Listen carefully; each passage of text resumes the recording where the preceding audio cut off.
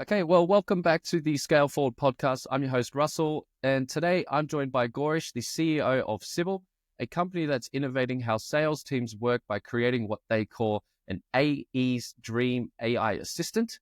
Gorish, thank you for joining me today. Thanks, Russell, for having me. It's great to be here. Yeah, it's an absolute pleasure. So we were briefly chatting before, and I want to give you a chance to touch on this because I know you're in the midst of launching a new product. But can we go back to the origin story? Can you take us back to the early days? How did you go from idea to launch, 0 to 1? What is Sybil? And can you let us know how you ended up being the CEO there? Sure. Yeah. That's a while back. But so I started off before I started Sybil. I was basically lecturing at Stanford. So I was teaching a graduate level course on optimization theory and linear algebra. Very different. And my personal background is also much more in machine learning and AI engineering. So very, very different background than what sales typically brings. So when I started Sybil, I faced this challenge while lecturing because we just had pandemic and my entire class has shifted online. And so I could not recognize faces or facial expressions and understand what people are thinking. So I was just trying to figure out, okay, what are these 40 students in my class thinking and how are they perceiving my lectures? So that's where we tried calling in humans. It didn't work out. So I thought maybe we should have an AI to read those body language, to read when people are nodding and smiling and sort of getting confused and give me that cues online. That is how we started out Sybil about 4.5 years ago. This is right a few months after the pandemic. Very quickly, we moved into sales because salespeople are like, we want to read minds of our buyers, especially on sales calls. Like if you're presenting a long deck or a demo, then you need to understand what these buyers are thinking. We said, sounds like a fantastic use case. Let's get into it. We almost spent 1.5 years just learning about that use case, like just learning about B2B sales in general. Me and my co-founders are coming from very product and tech heavy backgrounds. So for us, B2B sales was new. And all I would do day in, day out for the first year was just talk to sales reps, just talk to sales leaders, other sales managers. I probably jumped on 400 calls in the first year with sellers, or people in sales, just to get a sense of like what are these guys doing in their day-to-day, right? And one of the very interesting things that came out after about year and a half is like people initially would come up to us and say, wow, that's such a cool technology. We can't wait to get our hands on it. But when we actually decided to give it to them and they started playing around with, there was a very lukewarm response from the individuals and especially folks. What we ended up realizing over time was like reps, the biggest problem is not reading nonverbal cues, but actually all the grunt work that they have to do in their day, things that are besides the active selling piece. We we did a survey and we figured out like out of any 8 to 10 hour workday of a sales rep, they're only spending like 2 hours in FaceTime with the customer. 2 to 8 hours is either passive selling work, which is backroom work for getting a deal moving forward.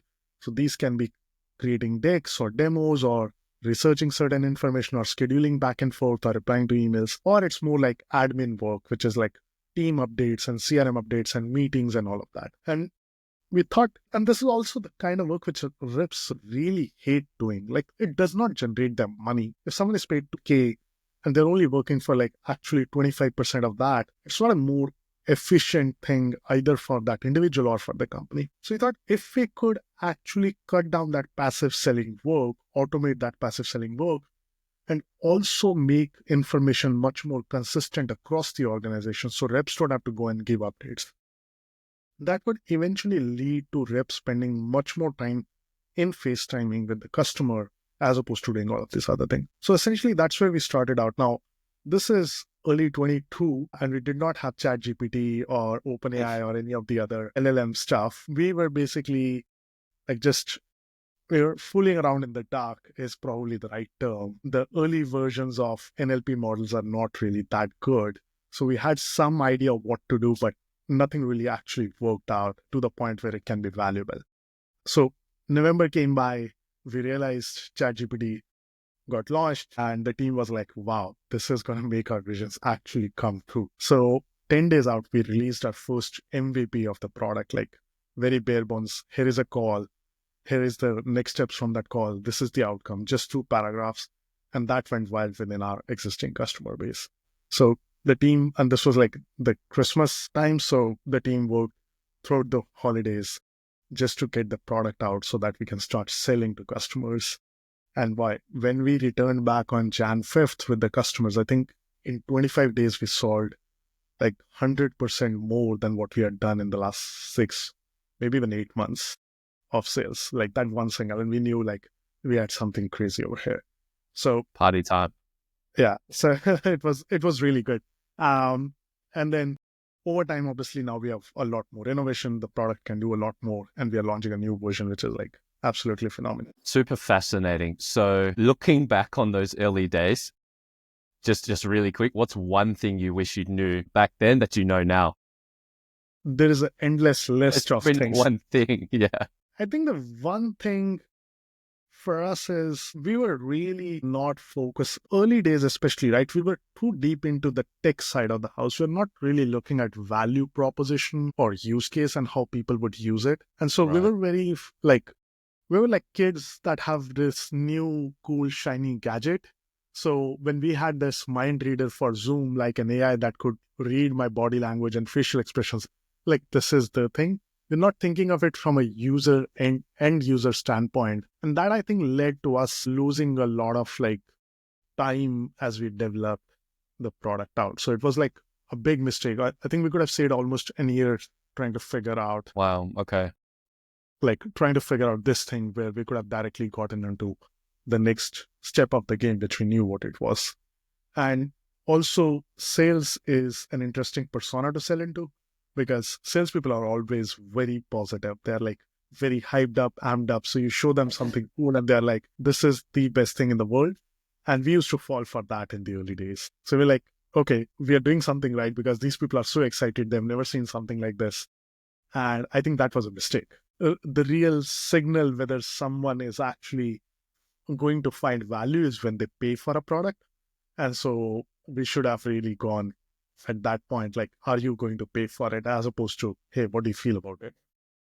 That's a good piece of advice for sure. I'm just wondering, side note, never trust a sales guy. I'm just kidding. I'm just kidding. You just have to ask the right questions.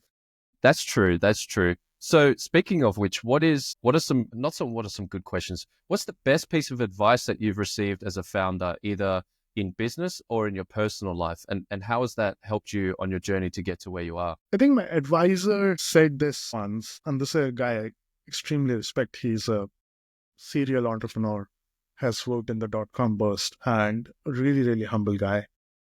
I think what he shared was that there are 3 responsibilities of a CEO. I think that helped my priorities straighten up a lot. So first is capital. Second is people. And third is direction. If you can get, and it's in that order, if you can get those 3 correct, then you would have, like, as a CEO, you're doing your job right. I think that's really struck with me, because as I think there are so many things happening across the company. It's like you have customer success, you have sales, you have marketing, you have product engineering, AI, operations.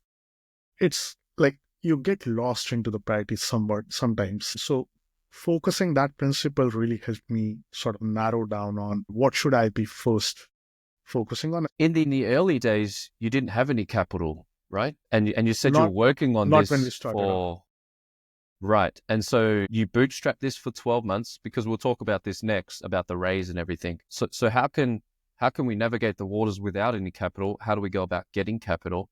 What did the No, early so days look for like us, for you? yeah, for us, we didn't bootstrap it for 12 months. We did raise, I think after 3 months is when we got our first round, our first money in. Okay. We were very cash conservative for the first 3 years of our business, like extremely. I was making more money when I was a grad student at Stanford than I was making while I was the founder and CEO of Sybil. Take notes, other founders. Yeah. So Eat that humble pie, right? it was an interesting time. Basically, the only money that was needed to pay the rent and get some Right. burgers and pizzas. I think that was probably the only thing. So that was our first 2.5, 3 years. But that also helped a lot because that gave us the leeway to make a lot of mistakes and then continually learn and improve from them. And I think looking back, it's a good decision, but at some points in the journey, it's like hasn't always felt like it was the best decision. So Interesting. Okay. And fast forward to today. It's all over your socials and on your website. You guys have just raised 15 million, and you have currently over 750 customers, probably more now, right? And what's really surprising to me is 70% of your attributed revenue is coming from people, word of mouth, not traditional forms of marketing, which is really impressive. So what do you think was the key from going from your initial raise to a 15 million raise? And could you work us through how you achieved such an amazing word of mouth organic growth, I would say? yeah, I think so. The raise was the raise is slightly separate. So we had 3 rounds in total. The hardest round and probably the hardest time in my life has been when I raised my second round. This is right Why? around the time of. Why is that? I spent 7 months fundraising for that seed round. And I probably have spoken to every single investor in the Valley who has rejected and said no, like more than over 120 or 130 investors. Wow. Okay. And that was a time where we did not have a huge growth traction. We were transitioning from that emotional intelligence state into this new admin assistant zone with Sybil. And we were also running out of money. So despite being this conservative, so we actually had a couple of acquisition offers, 3 acquisition offers at that point. But ChatGPT had just got launched. And we were like, I don't wanna spend the next 3 years like working at another company on some God knows what project, which is not relevant to AI. So we were like very clear that this was also the point where I learned like I am built for startups all my life. This is what I probably would do. Even if I were to get a job or I have to take a job at another company, I would leave as soon as possible and then start my own. So that really like that time really developed us as who we are and helped us correct a lot of mistakes. We got extremely lucky with the round. An investor whom we had not spoken to for a few weeks suddenly reached out on the eve of Christmas. So I got morning of Christmas. So I got a term sheet at 4 a.m. while I was like taking a 2-day vacation at Vegas. So I was like, and the email had a term sheet in it, and it was like mind blowing. Just to clarify, you weren't at Vegas to try and continue funding Sybil. No. I was like done. I was like completely, nothing is working out. We'll start again in the new year. Right. But yeah, I just gotten back home after partying and then to my hotel, and I see my phone and it's like 4 a.m. and we have the term sheet. It's like the best feeling. My other co-founder was in India. So yeah, just a very, very nice gift for Christmas, I guess. Yeah, so that was, and then obviously, as I shared earlier, we started building the product and generative AI into the product. And one of the great things we did from the product perspective was we focused on 2 very specific things. One was accuracy of the output, the AI output, and second was adoption.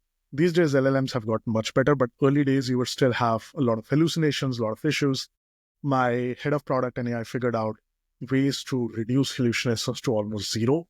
So we were actually able to get much, much higher accuracy from a note-taking standpoint in those days than anyone else in the market. We're also the first to bring note-taking.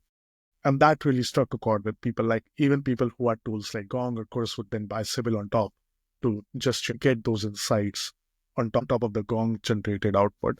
That I think was our rise to fame. We grew very, very quickly.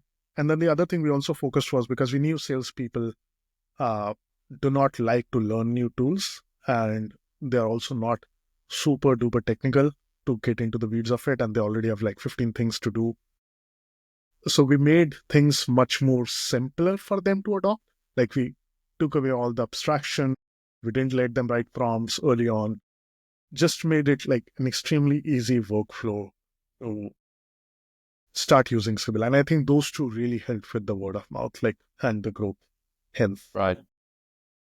And then like the Series A came, which was much easier because now we had a great story, we had numbers, we had a pretty good team that we had built out post our seed. And so that was a much easier round. And we had a pick of the investors we wanted. So we got a really good guy from the rep. So in summary, a bit of a lucky break, 100%. a good product, making some right decisions along the way, and then I guess just time. So Gorish, I'm curious about your decision on, because you built your own AI, right? You didn't leverage existing technology. How We use a did? mix of both. Okay. So walk me So through that. What was the decision to? How do you make the decision to use what's currently out there? And I know it's different these days. There's probably a solution for what a lot of these founders are looking for. Back then, because it's relatively new to the general public building LLMs. I guess in short, how did you make the decision on what to build and what to leverage? And then how did you marry? yeah, I think, so I'll share what we did and then why we did what we did, right? So what we did was specifically with the note-taking use case. This is like 2023 early days, right? You had basically a few different options in order to get summaries or notes out of a call.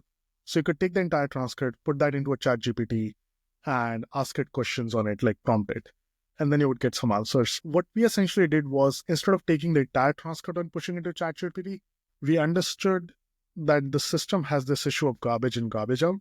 So instead of like just asking that question, we only sent in very specific sections of the transcript in order for the ChatGPT to then re-summarize into written English language. So that helped us get the output to very, very narrow, specific accuracy and very precise output. So if, for example, we are discussing and you tell me to visit Australia at the start of the conversation, and then at the end we are discussing scheduling a follow-up meeting, like because of this filtering step, we will only give that last piece of the conversation into ChatGPT, so that visit to Australia is not even part of the output. And because of that, our outcome as well as the next steps and other parts of the notes were very precise and very accurate. So like if there are 3 or 4 next steps, we would exactly get those 3 or 4 right all the time. Whereas a lot of the other tools were like, with putting the entire thing into it was like 15 different next steps are coming up, which is pretty unlikely even for a sales call or a professional or a customer meeting, right? So I think that played really in our favor. Now that concept is like, people know it, people use it for RAGs, which is where LLMs are extended. Like if you're extending the context window, then you would use RAG. But basically this early days of retrieval and then augmenting that retrieved output with some metadata and then using LLM to generate it was what we were using even in those like January, February of 23. I think even today that's very applicable. So we always think of LLM as like something that could reword like verbal conversation into more written conversation. And then what we build out is more knobs and tunes in order to get the output, retrieve the output that we need to reword. Okay. All right. I guess it's a good time. I mean, we might have breezed past it, but let's touch on the ICP, who this is for, what they can use it for. And then, like I said at the top of the show, you're launching a new product. So take us through that as well. Yeah. So the specific ICP is B2B sales reps. So we want to help people that are selling remotely, especially ones that are selling not maybe transactional one-call sales, but more complex than that sales. And we want to help them take away all of the passive selling and the admin work from their plate. And what we are working on right now is basically an assistant so it doesn't just take notes, which is very commoditized today. It actually will help you execute actions or next steps from your calls. So the way it works is, after every new call, every new email that comes up, we are going to take in all the next steps that are coming from the conversations or from interactions with the customers. We are going to categorize them and then help the reps execute on those next steps. So for example, if the requirement is to create a deck or to create any kind of RFP or another mutual action plan, Sybil is going to help the rep create that version, the first draft of it, and then the rep can review it. Or sometimes you have this whole scheduling back and forth, which is needed. Like I need to set up a time 2 weeks out, but then like configuring 5 different calendars and finding that empty time on all of those, it's like pain. Or there are things like following up with the customer or sending them some information or researching something online, or preparation for the next call or updating the CRM. So basically, Sybil is going to actually execute those next steps one by one on behalf of the reps, and it keeps track of what it has executed. So reps almost have every single day, they have a fresh list of to-dos on their plate, which is continuously getting refreshed and recycled as things are getting completed. So that's the goal. The way I love to think of it is like, I typically have an EA with me on calls, right? So that will help me do a lot of this stuff. That's what I'm trying to provide to every single rep. Like if they can get this smart, talented individual who has all the context of the organization and of the deals that they're working on, and they can do all of the dirty work or the work which reps don't want to do, where the reps can just focus on the selling component. So this is, in fact, the product we are building. We are right now in beta. We are going into GA very, very soon. So that's when do you think that will be rolled out? So we are expecting it to come out in first half of March. Okay. I'm sure you've got many eager sales reps waiting for that. At the initial, we have shown some initial, so we are in beta already. We have shown some initial demos to like sales reps, and they're pretty excited about what they would be able to do. The other benefit of this is it also is a system that has context across all calls and emails and all deals.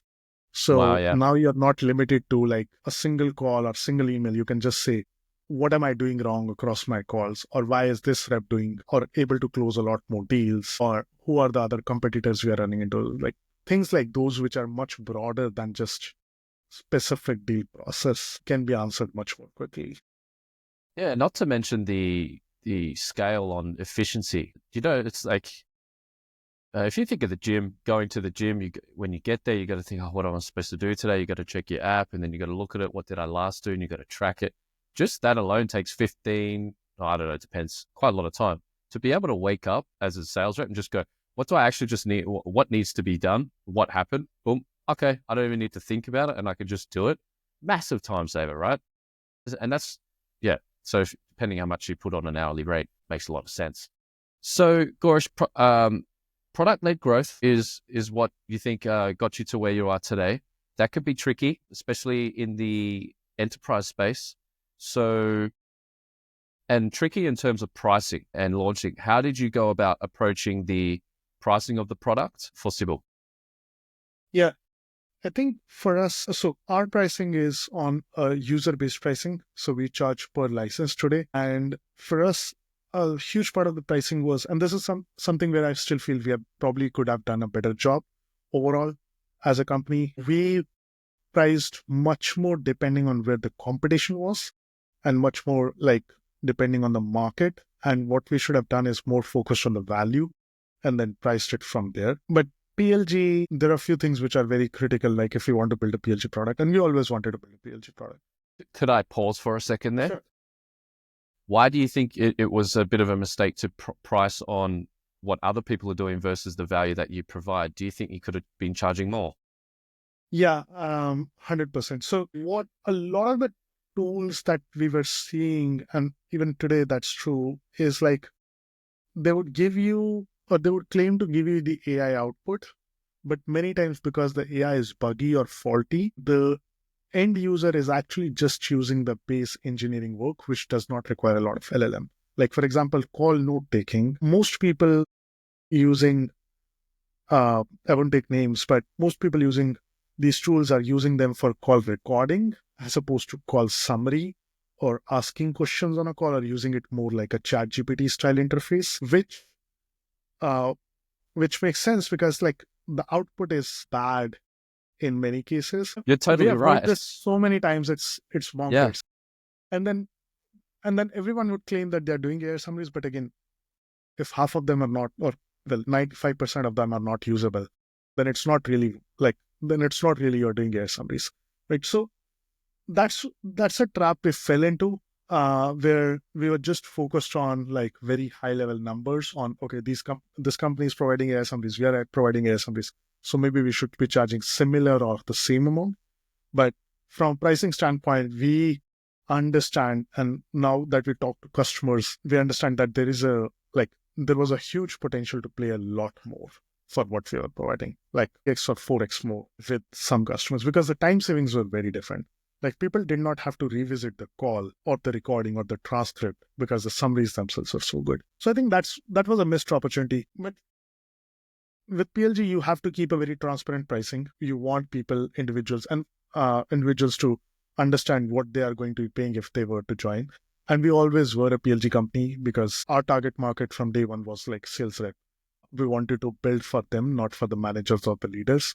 So for them to understand or try out a tool, they needed pricing directives. They needed to understand if they like the tool. They're not like the company is not going to suddenly ask them $10,000 or more for the tool, right? So I think there are pros and cons, but we could have handled that discussion better. Now, more and more, as I think about pricing, what I am more leaning towards, and I've seen this trend in the industry where like people, both buyers and sellers, want to move towards a more outcome-based pricing or where success criteria based pricing. If I can, for example, Intercom does this really well, where there's like for resolving each ticket, they charge $1 a ticket, right?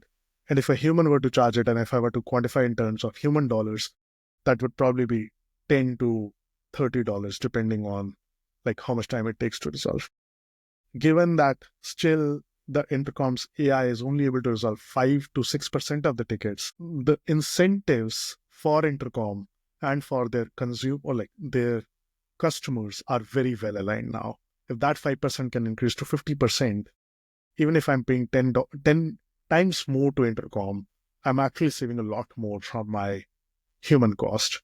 And I think that's something we are seeing more and more happening in the industry, especially with good AI companies where there is value to be created, either in terms of cost saving or in terms of like more revenue or more money, more dollars. And that seems like a much more effective approach to pricing in this space. There are challenges with this as well because attribution becomes a big part of the problem.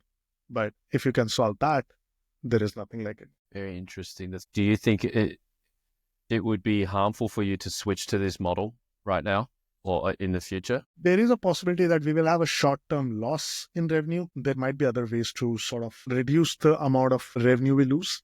But long-term, if my customer success is directly tied to the money I make, then my incentives are very well aligned with the customer. So what that means is like, as I keep on improving my product, my customer will keep on becoming more successful. And as a result of that, I will get more successful. So I think long-term, there's a much, much better alignment between the two. So we need to eat up the short-term cost, and which is why we are like, it's a venture-backed business because we have the ability to do that. Outside of word of mouth marketing, what's been some really great channels to get acquisition for Sybil? Yeah. So for us, word of mouth worked so well that we didn't get either the need or the chance to experiment significantly with other channels. There are some that did do fleetingly well for a period of time and before they get curbed. So in last year, we had this whole trend of influencer marketing, where influencers were posting about their experiences of using a solution or an app. That for a period of time worked really, really well because an influencer post would go viral. Like 1 out of 3 posts would go viral. Even if you paid, let's say, $100 to an influencer to share their experience of the product, and it went viral, that would get you 100,000 views or impressions. That's a lot of impressions, and we had multiple influencer posts that went viral. Was that We have always been focused much more on LinkedIn because of our target ICP lists. The reps are primarily spending a decent bit of their time on LinkedIn. But so LinkedIn has been the main source. And then over time, that channel did stop working because what the audience realized and what we also realized was like a lot of these influencers are posting about one tool and good things about one tool on week 1, and a couple of weeks down the road, there is another tool that comes up. So it created a weird dynamics where I think customers or the readers or the follower trust got broken with a few of this. Yeah, they got wise to it. So it became a bit of noise. And I think a lot of influencers in the industry have also stopped doing this kind of like pay for play kind of thing. But that was a channel that worked well for us. Outbound, like when we were in early days, we got our first 10 customers just via LinkedIn outreach, nothing else. We would do a lot of LinkedIn outreach. just asking for advice, asking for feedback as founders. And a lot of people were very grateful to give us that time and those sort of thoughts and feedback. And they eventually turned into early customers for us. And that has also been a source that has been continuing to work, though less and less over time. Like we now have to send to get the same amount of like calls or meetings booked. We have to send much more quantity of emails. And personalization helps to some extent, but not always, because all of the AI tools now are like getting smarter with personalization. And as a result, the end user is like, what I'm hearing is that people are just blocking out like signals from them. Like if you hear AI sales AI assistant, like that's like, I went to this conference and it was so funny. Like I hit up a CRO and I started describing like, I'm building an AI assistant for sellers. It's like, you're probably the 15th person that has told me that. I'm like, okay, what did you exactly hear? And it's like every single space. So he started describing it of AI SGRs and these AI RevOps people. I was like, no. We are not doing this. We are doing this. And like, Interesting. the buyers are now, while they are very, very excited about what AI can do for them, and they understand that there's a lot of potential, but from a marketing perspective, they're just filtering out Interesting. AI stuff. It's So probably because they've been bombarded with the word AI yeah, 100,000 times a yeah, day, and every single everything's company is AI. everything is Yeah, AI. everything's Like AI. Yeah. yeah, Okay, so so it's there's challenges there. What's your, and without giving away too much, or maybe you can, what's your initial thoughts on how to solve this yeah. messaging? So things we are much more focused on right now is one is people. So it's basically building on our word of mouth approach, right? Getting users to generate content for us, users that are using the product, and using that as source of social proof in order to get other people excited. I think if I were to tell you like Sybil is so cool, you should try it, because I'm from Sybil and I have a biased agenda, that's going to hit much less than, let's say, if your friend tells you, I tried this new tool, Sybil, you should really take a look. This is going to change your life. So we are leaning more and more into that aspect of that third party marketing, other people talking about Sybil. And I think that's a big piece of what we're trying to do. So that brings in things like we want people to talk about their experiences of using Sybil, Mm. because of the similar philosophy that it should be third party marketing that influences more. Then things like community engagement, LinkedIn brand, founder brand becomes much more critical in this, like with this philosophy. So the way we think of it is like, if you want to get people to listen about a product, you should have a third person talk about it. But if you want them to trust and verify what you are doing and is that accurate, then they come to you. And then your website or whatever material or collateral you're sharing with them should be able to convey that this is actually the right thing and you are here, you are in the right place. So it's like my first party marketing is much more for trust building and third party is much more for, hey, you should, like, that's where branding comes in. So, and that's what we're leaning into more and more. It's almost circling back to old school marketing, just while it's fresh in mind. And I don't think it's something that I would suggest to do for Sybil. Have you heard of clippers or clipping? Do you know what that Not, is? So it's similar to influencer marketing, but it's where you find a bunch of people and uh-huh. you actually pay them per view or per 1,000 views. And so you provide the material, or they go and get the material themselves, and then they post it, and they post it on shorts and whatever. And the more views they get, they're incentivized, and then you can either cap their earnings or their spend, or you can't. And so that's, a lot of these tools are using that method. Hmm. But I think it's going to have a similar effect to what you've already experienced with the Yeah, influencer marketing. And also, I don't know how you feel about that, hearing this, it kind of feels disingenuine, right? Like, yeah, 100%. I think people see through that, oh, this company is actually paying for people to just do this. It's a bit of a sour taste. And I do think once you get somebody coming in off a word of mouth and then the product speaks for itself and you close them, it's a customer for life. Yeah, And I've so, seen so I this think, happen.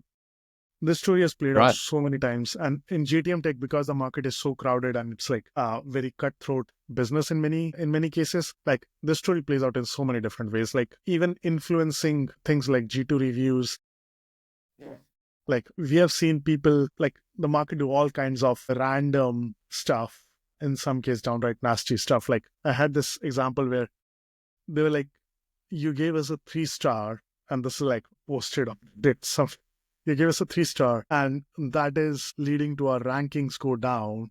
Can you upgrade to 5-star? And they were emotionally blackmailing, because if you do that, we would give some money to a charity or something like that. And Oh it's yeah. like bonkers, and Lovely. that became very famous. Like so, it's like I think short term this strategy works, but medium to long term, then people start seeing through it. And then it's like, okay, what do we do? And it's an erosion of trust. And trust, like we have this philosophy, especially with AI. AI is a very tricky thing for people who are not in tech.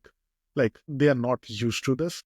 So they need to trust the technology. And if they lose the trust, then it's hard to bring them back. I think marketing is something very similar, where once the trust gets eroded, bringing that trust back is not an easy job. While short term it might work, long term it is harmful. Yeah. So that's the reality of what we play in. But again, It is what it is. it is what it is. Exactly. Gorish, looking ahead, what do you think is the vision for the future of sales work? And how do you see the role of further AI assistance evolving over the next few years? There are a lot of different viewpoints on what is going to happen in the future.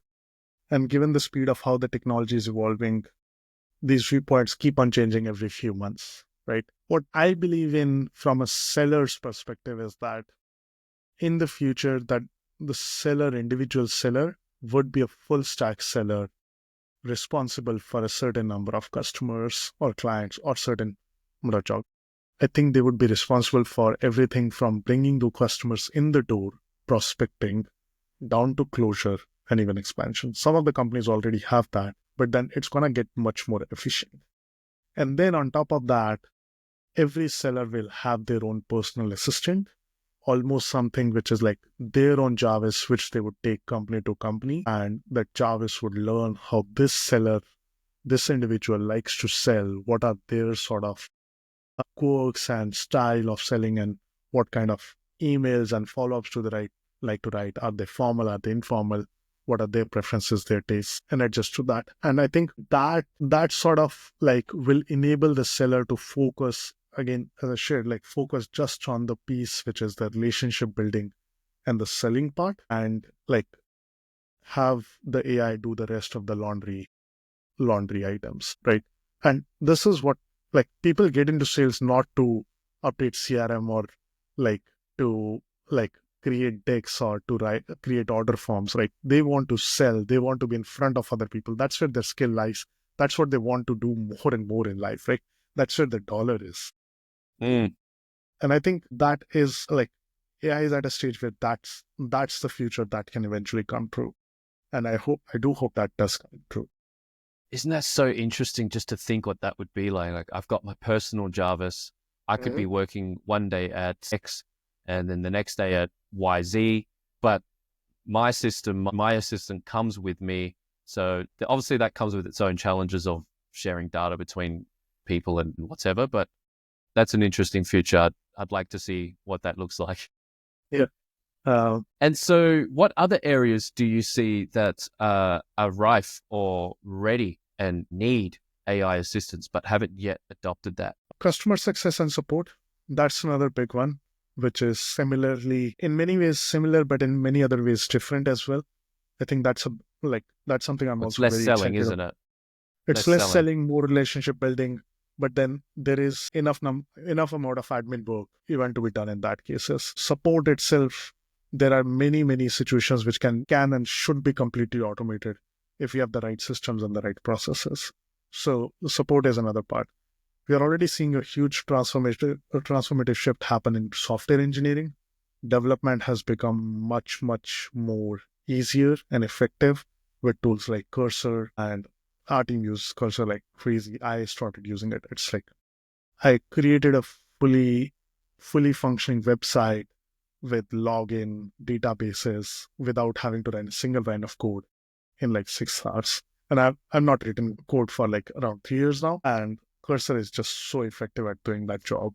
It's fantastic. I think product management and design is something we're still in much earlier days, even more than like GTM broadly of these. Prospecting is another area, but people need to find new and unique and creative ways to prospect.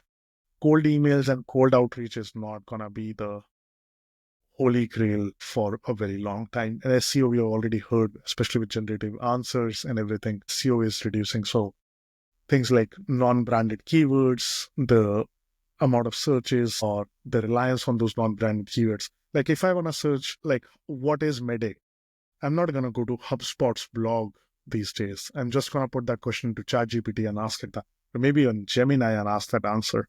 Mm-hmm. So search results are getting impacted because of those non-branded keywords not coming up as often.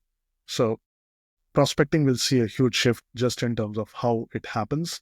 And then we will also have a shift in how it can bring a more revolutionary change. But I think from an AI perspective, every single domain of human existence is going to get impacted and hopefully improved because the systems can take up works which we don't like to do and we can focus on things that we like. I had a really good conversation with a very smart man called Sybil. He's from India and he's the founder CEO of Giga Technologies. I don't know if you've heard of that, generative AI. And I asked him a similar question: what aspects will AI have an impact? And he like stared directly into my soul and said, everything. Like, you have no idea of the capable of this technology. And I think some people are starting to catch on. With prospecting, though, we already do have some decent AI tools, but it's not quite there yet. But obviously, it's early days. So you can do AI video. I could just clone myself, get an AI, reach out to you in your cold DMs, all those sorts of things. But again, I want to circle back to the influencer marketing. I think like people are privy to, they're getting wise to that. So it's getting harder and harder and harder to prospect. And I think somebody who can come up with a smarter way or a better way, whatever that is, I don't know, will do really well in that space, because prospecting is a massive part of every business. Lead gen. And it comes from, typically has been coming from cold outreach. Maybe that'll change. Gorish, I don't want to take up too much more of your time, but so before we wrap up today, can you let us know where our listeners can learn more about yourself, the company, and if you have any upcoming events or product launches that we should be aware of? Yeah. So go to Sybil.ai. That is SYBILL.ai. And that's where you can get more information about the product. The product is a self-serve product, so you can use it. There's a free trial with all of the functionality involved. You can use it, experience it. If you like it, like, let us know. And then if you want to hear more content from me, follow me on LinkedIn. Again, that's my username or handle is Gorish, Gorish. That's where I typically announce a lot of new webinars or events. We have one happening. I think that might be after the podcast. That might be before the podcast is launched. But we are sitting with Scott Lees next Thursday, in fact, to go through his journey of going from an SGR to an AE to sales leader in under 3 years. So that's going to be very, very fun. He has had a pretty great trajectory. So, yeah. Okay. Well, thank you for sharing your journey with us today. To all our listeners, I'll put all the links and everything mentioned in the show notes. But that's all we have time for today. Don't forget to subscribe, and I'll see you on the next podcast. Gorish, thank you so much for jumping on. Thanks, Russell. It was fantastic.